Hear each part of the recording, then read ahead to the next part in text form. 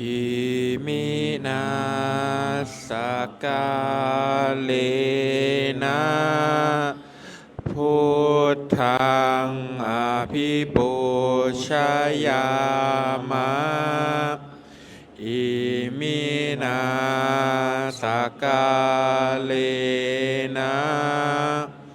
ธัมมังอภิปูชยามะอิมินาสกาเลนะสังฆังอภิปูชยามะหังสัมมาสัมพุทโธภะคะวาพุทธังภะคะวันตังอภิวาเทมิสวากขาโตภะคะวะตาธัมโมธัมมังนามาสามิสุปฏิปันโนภะคะวะโตสาวกสังโฆสังฆังนะมามิ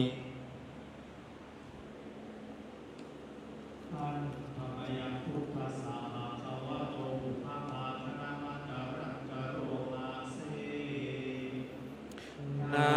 โมตัสสะภะคะวะโตอะระหะโตสัมมาสัมพุทธัสสะนะโมตัสสะภะคะวะโตอะระหะโตสัมมาสัมพุทธัสสะนะโมตัสสะภะคะวะโตอะระหะโตสัมมาสัมพุทธัสสะพุทธังสารนังคัจฉามิธัมมังสารนังคัจฉามิสังฆังสารนังคัจฉามิโทติยัมปิพุทธังสารนังคัจฉามิทุติยัมปิธัมมังสารนังคัจฉามิทุติยัมปิสังฆังสารนังคัจฉามิตติยัมปิพุทธังสารนังคัจฉามิต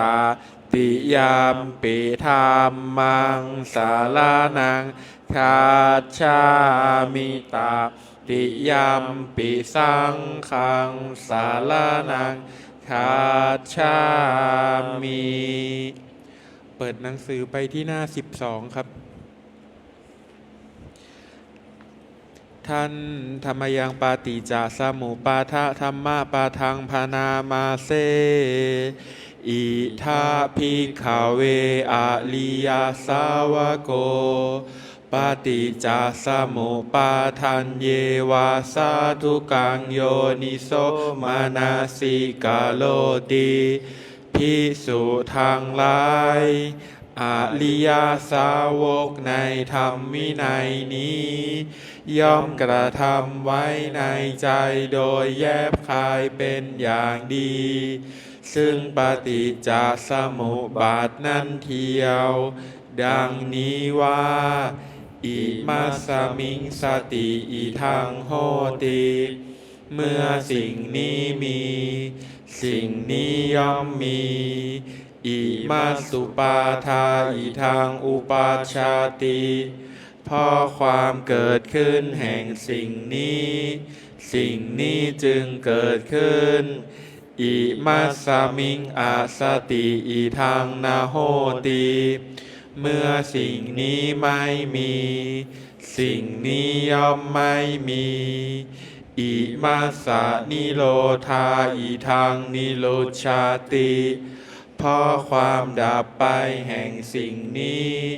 สิ่งนี้จึงดับไปญาติธรรมได้แก่สิ่งเหล่านี้คือ อวิชชาปัจจยาสังขาราเพราะมีอวิชชาเป็นปัจจัยจึงมีสังขารทั้งหลายสังขาราปัจจยาวิญญาณังเพราะมีสังขารเป็นปัจจัยจึงมีวิญญาณวิญญาณปัจจยานามรูปังเพราะมีวิญญาณเป็นปัจจัยจึงมีนามรูปนามรูปปัจจยาสาลายตนังเพราะมีนามรูปเป็นปัจจัยจึงมีสาลายตนะสาลายตนะปัจจยาภัสโสเพราะมีสาลายตนะเป็นปัจจัยจึงมีผัสสะผัสสะปัจจยาเวทนาเพราะมีผัสสะเป็นปัจจัยจึงมีเวทนาเวทนาปัจจยาตัณหาเพราะมีเวทนาเป็นปัจจัยจึงมีตัณหาตัณหาปัจจยาอุปาทานังเพราะมีตัณหาเป็นปัจจัยจึงมีอุปาทานอุปาทานาปัจจยาภโวเพราะมีอุปาทานเป็นปัจจัยจึงมีภพภาวะปัจจยาชาติเพราะมีภพเป็นปัจจัยจึงมีชาติชาติปัจจยาชะลามะละนังโสกปริเทวทุกขโทมานัสสุปายาสาสัมภวันติเพราะมีชาติเป็นปัจจัยชะลามรณะโสกปริเทวทุกขโทมานัสอุปายาสะทั้งหลายจึงเกิดขึ้นครบถ้วนเอวะเมตัสสะเกวรัสสะทุกขคัตถัสสะสมุทัยโยโหติความเกิดขึ้นพร้อมแห่งกองทุกข์ทั้งสิ้นนี้ย่อมมีด้วยอาการอย่างนี้อวิชชายาตเววะอาเสสะวิราคะนิโรธาสังขาระนิโรโธเพราะความจางคายดับไปโดยไม่เหลือแห่งอวิชชานั้นเทียวจึงมีความดับแห่งสังขารสังขาระนิโรธาวิญญาณนิโรโธเพราะมีความดับแห่งสังขารจึงมีความดับแห่งวิญญาณวิญญาณนิโรธานามรูปะนิโรโธเพราะมีความดับแห่งวิญญาณจึงมีความดับแห่งนามรูปนามรูปะนิโรธาสลายตนะนิโรโธเพราะมีความดับแห่งนามรูปจึงมีความดับแห่งสลายตนะสลายตนะนิโรธาผัสสะนิโรโธเพราะมีความดับแห่งสลายตนะจึงมีความดับแห่งผัสสะผัสสะนิโรธาเวทนานิโรโธเพราะมีความดับแห่งผัสสะจึงมีความดับแห่งเวทนาเวทนานิโรธาตัณหานิโรโธเพราะมีความดับแห่งเวทนาจึงมีความดับแห่งตัณหาตัณหานิโรธาอุปาทานะนิโรโธเพราะมีความดับแห่งตัณหาจึงมีความดับแห่งอุปาทานอุปาทานะนิโรธาภาวะนิโรโธเพราะมีความดับแห่งอุปาทาน จึงมีความดับแห่งภพภาวะนิโรธาชาตินิโรโธเพราะมีความดับแห่งภพจึงมีความดับแห่งชาติชาตินิโรธาชะลามะละนังโสกปาริเทวทุกขโทมานัสสุปายาสานิรุชชันติเพราะมีความดับแห่งชาตินั้นแลชาลามรณะโสกปาริเทวทุกขโทมานัสอุปายาสะทั้งหลาย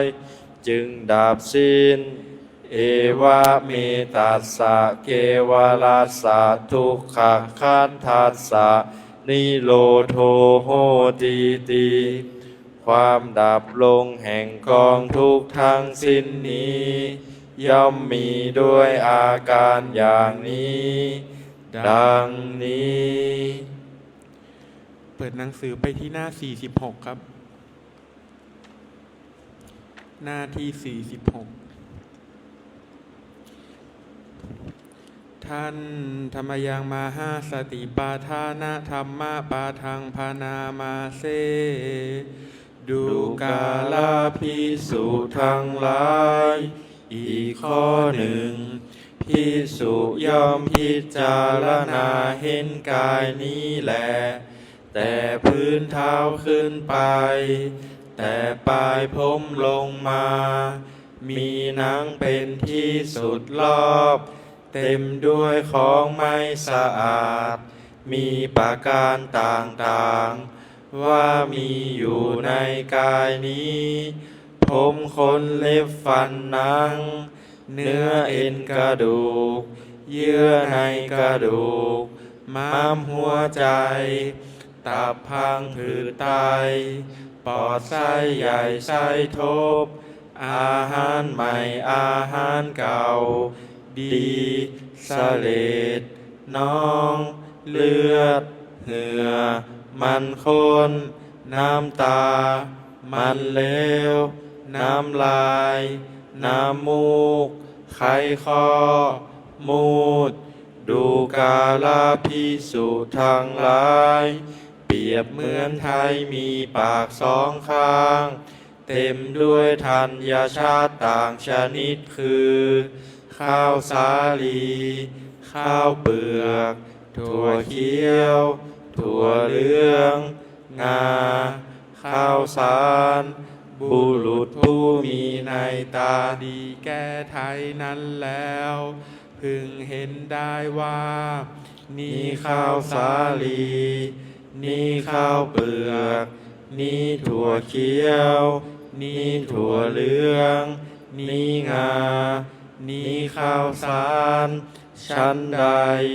ภิกษุก็ชั้นนั้นเหมือนกันย่อมพิจารณาเห็นกายนี้แลแต่พื้นเท้าขึ้นไปแต่ปลายผมลงมามีหนังเป็นที่สุดรอบเต็มไปด้วยของไม่สะอาด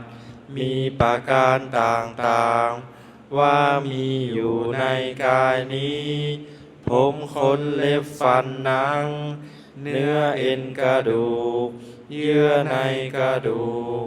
ม้ามหัวใจตับพังผืดไตปอดไส้ใหญ่ไส้ทบอาหารใหม่อาหารเก่าดีเสลดน้องเลือดเหงื่อมันข้นน้ำตามันเลวน้ำลายน้ำมูกไขข้อมูดดังพันนามาชนี้ภิกษุย่อมพิจารณาเห็นกายในกายภายในบ้างพิจารณาเห็นกายในกายภายนอกบ้างพิจารณาเห็นกายในกายทั้งภายในทั้งภายนอกบ้างพิจารณาเห็นธรรมคือความเกิดขึ้นในกายบ้างพิจารณาเห็นธรรมค คือความเสื่อมในกายบ้าง พิจารณาเห็นธรรมคือทั้งความเกิดขึ้นทั้งความเสื่อมในกายบ้างย่อมอยู่อีกอย่างหนึ่งสติของเธอที่ตั้งมั่นอยู่ว่ากายมีอยู่ก็เพียงสักว่าความรู้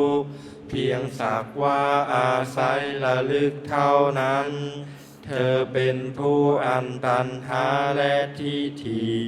ไม่อาศัยอยู่แล้วและไม่ถือมั่นอะไรในโลกดูกาลภิกษุทั้งหลายอย่างนี้แลภิกษุชื่อว่าพิจารณาเห็นกายในกายอยู่ดูกาลภิกษุทั้งหลายอีกข้อหนึ่งภิกษุย่อมพิจารณาเห็นกายนี้แลซึ่งตั้งอยู่ตามที่ตั้งอยู่ตามปกติโดยความเป็นธาตุว่ามีอยู่ในกายนี้ธาตุดินธาตุน้ำธาตุไฟธาตุลมคนฆ่าโคหรือลูกมือของคนฆ่าโคผู้ขยันฆ่าโคแล้วแบ่งออกเป็นส่วน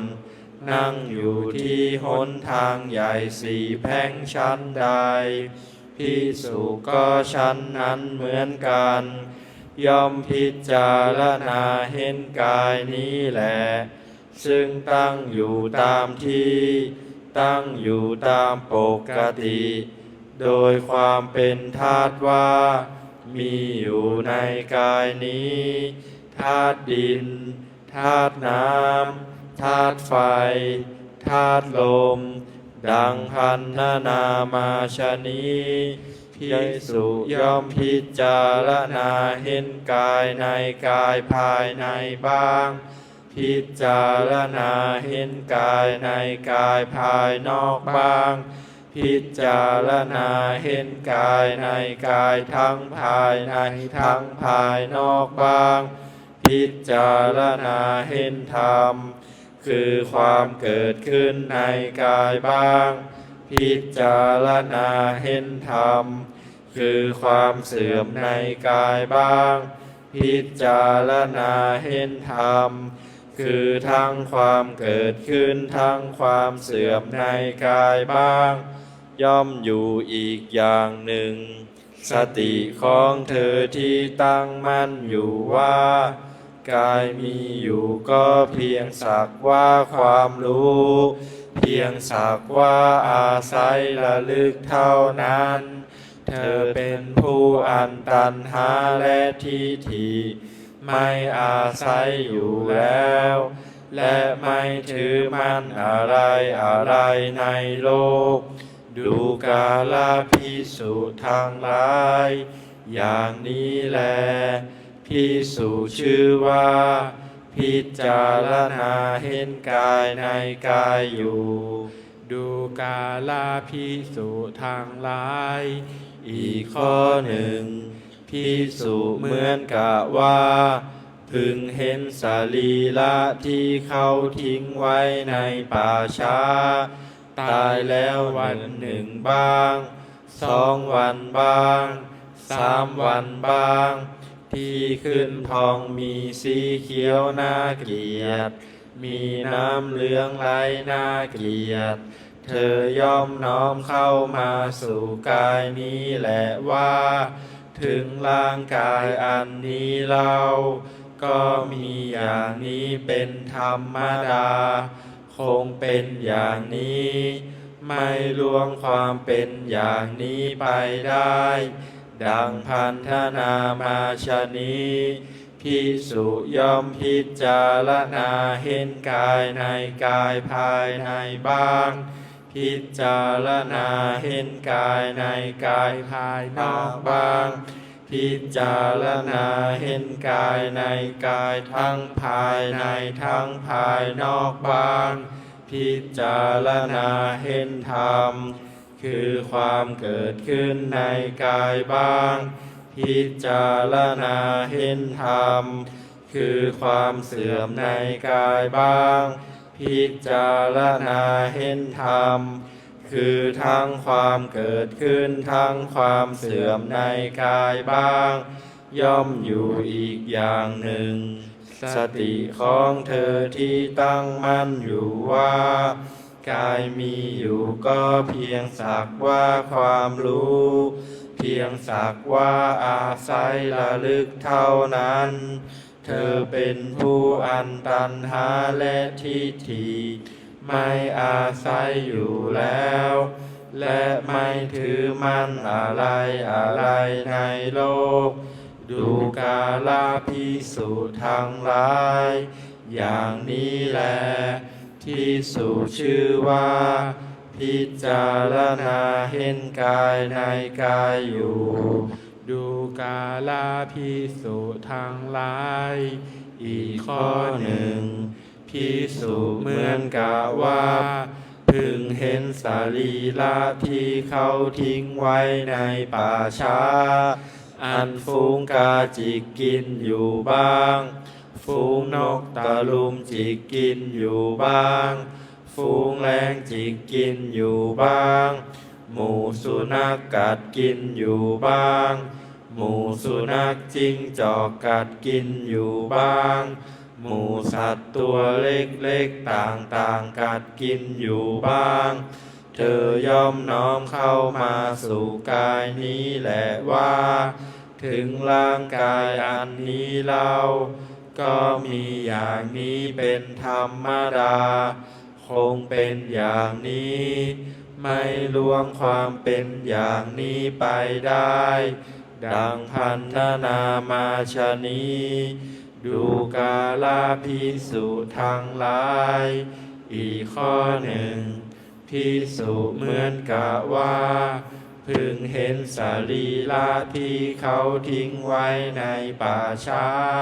เป็นร่างกระดูกยังมีเนื้อและเลือดยังมีเส้นเอ็นผูกรัดอยู่ดูกาลภิกษุทั้งหลายอีกข้อหนึ่งภิกษุเหมือนกะว่าพึงเห็นสรีระที่เขาทิ้งไว้ในป่าช้าเป็นร่างกระดูกปราศจากเนื้อแต่ยังเปื้อนเลือดยังมีเส้นเอ็นผูกรัดอยู่ดูกาลภิกษุทั้งหลายอีกข้อหนึ่งภิกษุเหมือนกะว่าพึงเห็นสรีระที่เขาทิ้งไว้ในป่าช้าเป็นร่างกระดูกปราศจากเนื้อและเลือดแล้วยังมีเส้นเอ็นผูกรัดอยู่ดูกาลภิกษุทั้งหลายอีกข้อหนึ่งภิกษุเหมือนกะว่าพึงเห็นสรีระที่เขาทิ้งไว้ในป่าช้าคือเป็นกระดูกปราศจากเส้นเอ็นผูกรัดแล้วเลี่ยลายไปในทิศใหญ่ทิศน้อยคือกระดูกมือไปทางหนึ่งกระดูกเท้าไปทางหนึ่งกระดูกแข้งไปทางหนึ่งกระดูกขาไปทางหนึ่งกระดูกสะเอวไปทางหนึ่งกระดูกสันหลังไปทางหนึ่งกระดูกหลังไปทางหนึ่งกระดูกสี่ข้างไปทางหนึ่งกระดูกหน้าอกไปทางหนึ่งกระดูกไหล่ไปทางหนึ่งกระดูกแขนไปทางหนึ่งกระดูกคอไปทางหนึ่งกระดูกคางไปทางหนึ่งกระดูกฟันไปทางหนึ่งกะโหลกศีรษะไปทางหนึ่งดูกาลภิกษุทั้งหลายอีกข้อหนึ่งภิกษุเหมือนกะว่าพึงเห็นสรีระที่เขาทิ้งไว้ในป่าช้าคือเป็นกระดูกมีสีขาวเปรียบด้วยสีสังดูกาลภิกษุทั้งหลาย อีกข้อหนึ่งภิกษุเหมือนกับว่าพึงเห็นสรีระที่เขาทิ้งไว้ในป่าช้า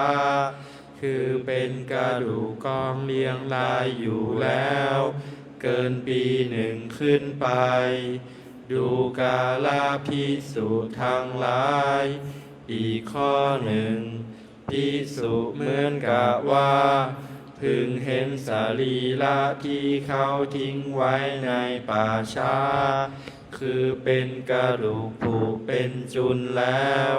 เธอย่อมน้อมเข้ามาสู่กายนี้แหละว่า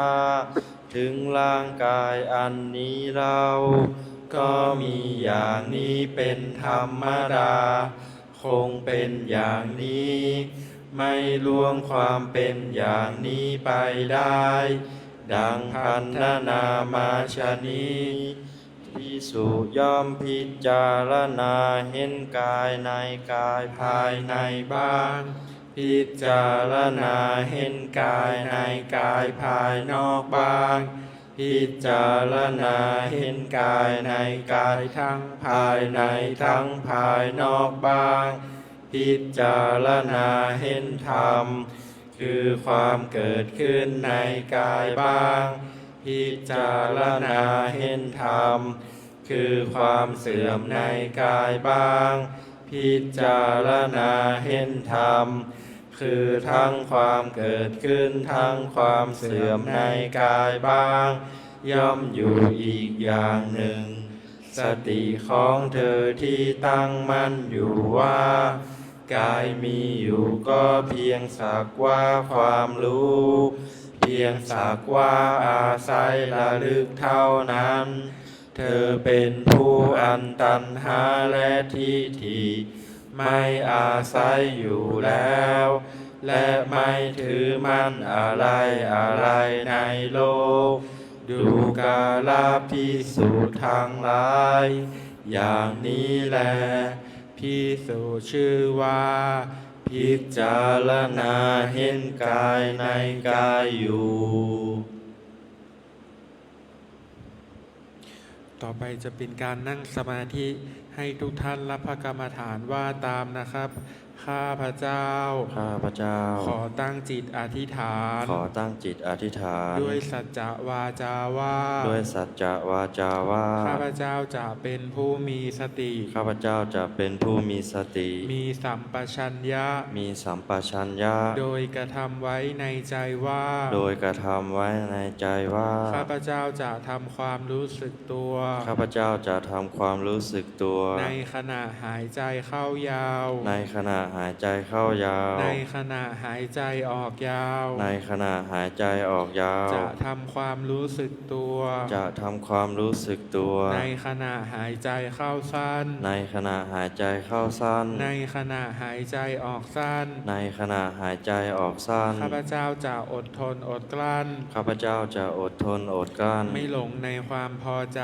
ไม่หลงในความพอใจ ไม่ปฏิเสธความไม่พอใจ ไม่ปฏิเสธความไม่พอใจ จะระงับความอยากมี จะระงับความอยากมี ความอยากเป็น ความอยากเป็น ความไม่อยากมี ความไม่อยากมี ความไม่อยากเป็น ความไม่อยากเป็น ตลอดการนั่งสมาธิภาวนา ตลอดการนั่งสมาธิภาวนา อิมังกัมมัฏฐานังอธิฐามิ อิมังกัมมฐานังอธิษฐามิ อิมังภาวนานังอธิฐามิ อิมังภาวนานังอธิษฐามิ ต่อไปก็จะให้เราได้นั่งสมาธิภาวนา